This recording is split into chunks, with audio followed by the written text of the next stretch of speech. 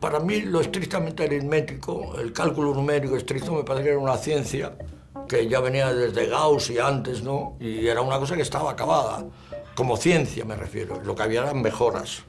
Y yo percibía que con la informática lo que estaba abriendo era una nueva ciencia. Nueva, completamente nueva. 1, 0, 1, 1, 0, 0, 0, 1. Buenos Aires, Ciudad Universitaria, Facultad de Ciencias Exactas y Naturales, 1963. El sueño del doctor Manuel Sadowski, poco a poco, se convierte en realidad. Gracias a la computadora Mercury 2, número 18, apodada Clementina, los pioneros de la computación argentina resuelven complejos problemas. La flamante carrera de computador científico forma nuevos profesionales. Cada vez son más las personas que quieren trabajar con Clementina.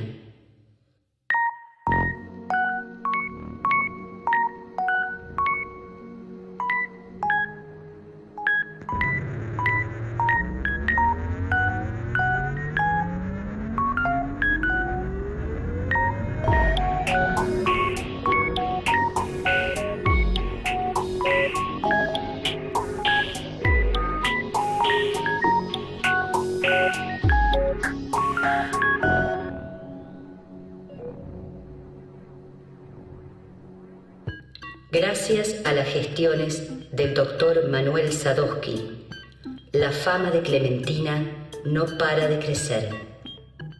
El Instituto de Cálculo incorpora en sus filas a prestigiosos científicos. Se convierte en un centro científico de vanguardia a nivel mundial.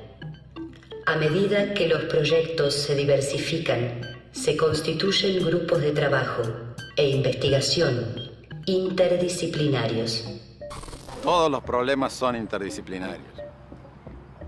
Para todos los problemas hay que usar todas las herramientas disponibles. No se puede tener religión y decir, yo matemática pura no toco, yo no hago números, etcétera, ¿no?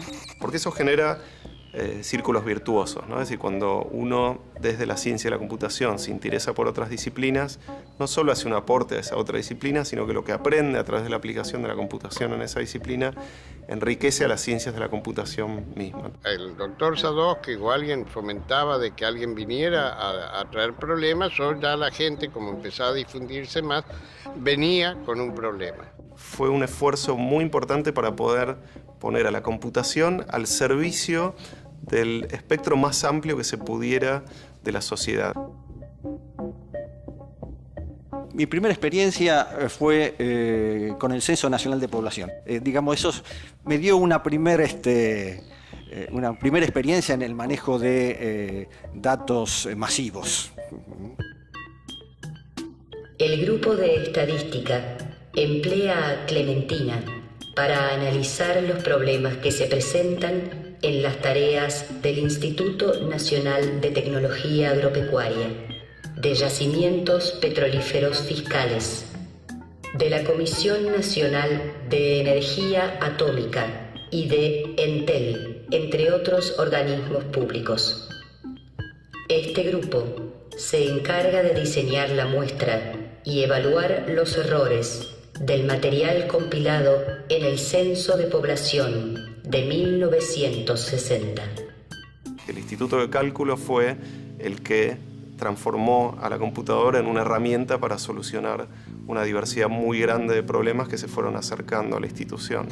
Entonces, desde el procesamiento del Censo Nacional del 60 en sus aspectos más delicados y sofisticados, hasta las estadísticas agropecuarias para el INTA, digamos, se constituyó ahí otro núcleo de interés. En aquel momento teníamos que dedicarnos tanto tiempo a la programación como al ver cómo se puede volcar la información y supervisar el proceso de vuelco, ¿no?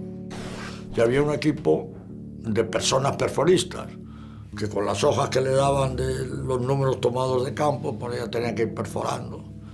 Y eran unas máquinas complicadísimas, eran máquinas que grababan en cinta de papel, ¿no? Y luego no tenían pantalla ni nada, para nada, grababan como llamaban una máquina ciega, ¿no? Se hizo un interesante trabajo de estadística de tráfico telefónico para el cual, digamos, hubo que trabajar con los datos que podían sacarse de centrales que no siempre eran automáticas. Realmente, además del tema técnico-científico, está el problema administrativo. Había que estar moviéndose tanto dentro del instituto como dentro de Entel para activar la cosa administrativamente. Siempre se trataba de problemas que implicaban un desafío y que implicaban la necesidad de que lo que se aprendía o lo que hacían los investigadores en la universidad tuviera un campo de aplicación. El grupo de análisis numérico emplea a Clementina para resolver ecuaciones diferenciales y así estudiar cuestiones de mecánica celeste. Su director es el prestigioso ingeniero Pedro Sadunaiski. El trabajo más destacado es la confirmación de la órbita del cometa Halley. Está basada en unos trabajos de un astrónomo ítalo-argentino llamado Bobone, que era de Córdoba, que en los años 40 había recolectado como 3.000 observaciones del pasaje del cometa Halley del año 1908 al 1910. Y había registrado todo esto en unos cuadernos de contabilidad en cuidadosa caligrafía, todos los numeritos, todas las cuentas. Una cosa impresionante. Y nuestra tarea era volcar eso al computador electrónico y verificar si esas cuentas estaban bien. Lo hicimos y después de ingentes trabajos verificamos que estaba todo bien, que todos los números de Bobone eran correctos. Voy a hablar de una aplicación, pero una aplicación sí que no tiene nada que ver con números, una aplicación de lingüística. Había que tener guardados, por ejemplo, raíces de verbos, había que tener diccionarios de raíces de verbos, los de primera, los de segunda, los de tercera conjugación. Había que tener guardadas algunas preposiciones que me indican qué va a pasar después en la frase. Todas estas, todo eso ocupa lugar.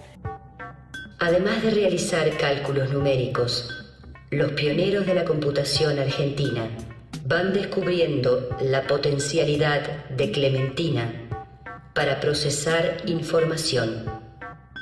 El grupo de lingüística computacional, dirigido por la ingeniera Eugenia Fischer, encara un tema desafiante: la traducción automática. Me permito decir que el grupo, iniciado por la ingeniera Eugenia Fischer, de traducción automática, fue de vanguardia en ese aspecto de decir manejo lingüístico. Ella se había metido en la cabeza que quería desarrollar un traductor automático de ruso a castellano. Las teletipos tenían las letras convencionales romanas nuestras. Entonces me tuve que hacer unas tapitas de acrílico y dibujando encima el carácter cirílico del alfabeto cirílico ruso, ¿no es cierto? Se hicieron diversas aplicaciones de manejo de información, donde el fin fundamental no era hacer determinados cálculos. Entonces, claro, aquello te hacía percibir que la computación, las máquinas, casi lo de menos era el cálculo numérico. Lo importante de las computadoras es que puede tratar cualquier cadena de información, sea numérica o no. Y eso, claro, le da una potencia enorme. Era investigación, estábamos abriendo camino, eso lo hicimos, se logró, pero en general no éramos muy reconocidos. Es más, no éramos conocidos ni reconocidos. Y tanto así que al día de hoy, 50 años después, al dar yo la charla que di el otro día en las jornadas, no faltó quien me dijera: ahora entiendo lo que estabas haciendo en aquella época. Bueno, nunca es tarde. El grupo de investigación operativa se inicia para estudiar el aprovechamiento de los ríos andinos. Sus directores son Julián Araoz y Oscar Barsaski. Ellos utilizan a Clementina para evaluar modelos matemáticos. La aparición de las computadoras generó una posibilidad completamente distinta. La posibilidad de hacer lo que se le llama por un lado simulación, nosotros usábamos más la palabra experimentación numérica, que era elaborar modelos sin límite alguno en cuanto a la complejidad del modelo, tanto en cuanto a su cantidad de relaciones, a la cantidad de ecuaciones que contenía el modelo, como a las características de alguna de esas formulaciones. Bueno, uno de los problemas importantes que hicimos fue la simulación de embalses para determinar agua para riego y para generación de electricidad. El primer trabajo fue sobre el río Diamante. Eso lo hicimos con Oscar Barsaski. El tema es que un modelo es algo que matemáticamente pretende simular una cierta realidad, no importa de dónde, digamos, de comportamiento humano, de matemáticas, de economía, de un dique, de un proceso de laminación, de lo que fuere. En ese caso era un solo embalse, y todo lo que había que diseñar es que habían estudiado los ingenieros 3 o 4 alternativas de tamaño del embalse. Entonces podía embalsar más agua o menos agua.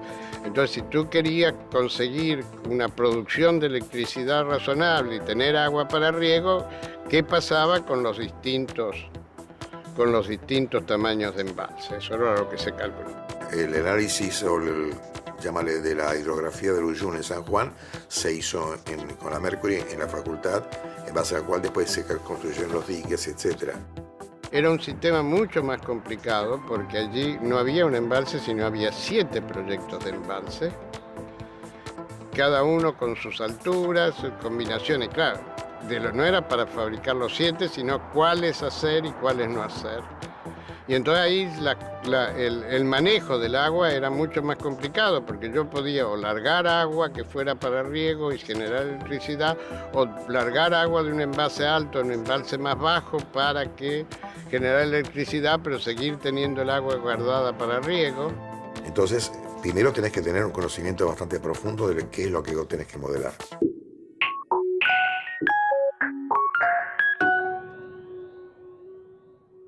Quería recordarles quién fue Oscar Barsaski, porque creo que en estos minutos de pensar en quiénes fueron estos próceres, a Oscar en estas charlas noto que todos lo recuerdan como el gran exigente que lo fue, definitivamente. Y está claro, porque era un hombre que nos hacía trabajar con ahínco para mostrar resultados. Y creo que eso está bueno que sea así. Y sobre todo era un hombre que lo que pretendió fue hacer que las ciencias formales estuvieran al servicio de las ciencias sociales. Oscar Barsaski impulsa la creación del Grupo de Economía Matemática en el Instituto de Cálculo. En él colaboran matemáticos, economistas, sociólogos y estadísticos. Su objetivo es comprender mejor el desarrollo económico del país y demostrar que una política más progresista es posible. Para ello, desarrollan el modelo económico del Instituto de Cálculo. Se podía usar una técnica que es como una técnica de un laboratorio artificial, digamos, generar un símil, de ahí viene quizá la palabra simulación, un símil de la economía de un país y probar distintas alternativas en este caso, que nos interesaba a nosotros mucho, de política macroeconómica, sin tener las limitaciones que tenían los modelos con los que se manejaban normalmente los economistas en esa época. Bueno, era un grupito muy lindo. Entonces, cuando discutían, pues te das cuenta, cuando hacían la ecuación, decían, vamos a poner el peso relativo de qué es más importante, la deuda externa, la circulación, el M2, el M3, qué sé yo, todos los coeficientes que usan los economistas, ¿viste? Esto era como una metodología interesante para debatir en forma seria, digamos, en forma con resultados que podían discutirse claramente, justamente una política económica distinta. Lo único que acuerdo de vez en cuando vos pasabas por ahí y se peleaban los gritos, ¿viste? Porque si, ¿qué ponemos? ¿Un 3 o un 4? No, fíjate vos que la relación estadísticamente en los últimos 20 años... Esto era una herramienta para que sectores que estaban en contra de las políticas conservadoras, las políticas que impulsaba el Fondo Monetario Internacional, era una herramienta, pero para una fuerza política que tenía que progresar desde por otros andariveles, ¿no es cierto? El instituto era un lugar científico para progresar cada uno. Y yo me dediqué a averiguar cómo demonios trabajaba el compilador AutoCode. Ese estudio me sirvió para muchas cosas, e inclusive para que el doctor Sadowski me dijera, ¿no podrás hacer un lenguaje nuevo? A medida que los proyectos se vuelven más complejos, el lenguaje de programación AutoCode resulta limitado. Manuel Sadowski encarga a Wilfred Durán la realización de mejoras. Durán sube la apuesta y encara la creación de un nuevo lenguaje para Clementina. Colaboran con él 4 programadoras. El resultado es el cómic, compilador del Instituto de Cálculo. Wilfred Durán es un tipo hasta cierto punto genial, con una gran capacidad de trabajo, porque tiene una gran capacidad de trabajo para desarrollar lo que desarrolló, que es un compilador, algo así como un sistema operativo, que superaba al que habíamos recibido de Inglaterra. Según me contaba Wilfred Durán, que fue el que programó el cómic, Sadowski lo vino a ver, dice, no queremos que se nos vaya Barsaski, necesitamos un compilador que tenga palabras más largas, en el que teníamos una variable que podía tener una letra de nombre nada más. Él quería que tuviera un nombre que significara Producto Bruto Nacional, ¿no? Para el poder llevar adelante ese trabajo tuvo que analizar lo que ya existía a nivel de estructura, para poder ver de qué manera se elaboraba, porque no había ningún libro ni ninguna cátedra ni nada que enseñase a cómo se había encarar en aquella época, ¿no? Hoy día ya es diferente. Y el esfuerzo que se quiso hacer con el cómic fue desarrollar un lenguaje de programación con su correspondiente compilador, ¿no? No es tan fácil, es decir, definir un lenguaje no es tan simple como decir, bueno, esta es la sintaxis y la semántica del lenguaje, sino que hay que escribir el programa que entiende eso y le explica a la computadora qué es lo que uno quiso decir. Ese esfuerzo se hizo para tratar de crear de manera más simple programas para el tipo de problemas que se estaban tratando de resolver con Clementina. Es decir, introdujo una cantidad de funciones adicionales que no lo tenían los otros, que permitían trabajar en forma, digamos, más sencilla y más simple, más gráfica, con más intuitiva, si querés, para hacer los programas. Hacer un programa, y eso al día de hoy lo podemos decir con todo rigor, es hacer una obra de ingeniería. En aquella época eso no estaba muy claro. Entonces algunos de nosotros empezamos a programar y a tratar de hacer entender que la programación merece todo nuestro respeto y hay que hacerla con conocimiento y rigor. Y sentimos mucho gusto por la programación. Y quienes nos orientamos a eso empezamos a hacer desde los comienzos software de base. ¿Qué quiere decir software de base? No software de aplicaciones, no para resolver algo, sino aquello que permite que la computadora haga más de lo que puede hacer por construcción. En tecnología, o se ponen las manos y se hace tecnología, o no se sabe hacer tecnología. Y eso es fundamental. Entre 1958 y 1962 se había construido la primera computadora argentina transistorizada. Su nombre era Cefiba Computadora Electrónica, Facultad de Ingeniería de Buenos Aires. En 1961, en Bahía Blanca, comenzaba el proyecto CEUNS, Computadora Electrónica de la Universidad Nacional del Sur. El responsable del proyecto es el ingeniero Jorge Santos. Algunos integrantes del Instituto de Cálculo colaboran con él. Ese proyecto no llegó a su término, no importa, pero él inició caminos de hacer tecnología nacional, eso es fundamental. Esa computadora, CEUNS, habría de llamarse, estaba muy inspirada en la Mercury, seguía las líneas de la Mercury, copiaba muchas cosas, eso no importa, en tecnología es a veces necesario, imprescindible copiar para después saber hacer. Y no copiaba muchas otras, tenía muchos elementos de diseño original. Y tenía un aspecto muy importante, sobre todo en las universidades, porque construir una computadora lo que significaba era formar además un equipo de ingenieros especializados en ingeniería digital y en problemas de control. Es decir, que aparte del producto de obtener una computadora, tenían la ventaja de la formación del equipo que lo construía, que a veces era más valioso que la propia computadora construida. Y el valor era hacerla nosotros. Entonces, yo fui el soporte de software para el grupo de electrotecnia, que era un grupo de hardware. Desde el Instituto de Cálculo empezamos a hacer programas para facilitar el diseño y la construcción de la máquina de Bahía Blanca. Ese es un salto cualitativo importante. Es decir, nosotros hacíamos una simulación de los circuitos que se iban a soldar, por así, el cableado. Antes de eso, hacíamos una simulación para ver si en efecto la hipótesis de aquel diseño luego correspondía con los resultados que se esperaban. Bueno, para esa computadora que se estaba construyendo en la Universidad Nacional del Sur, yo hice la primera pieza fundamental, digamos, de software de base.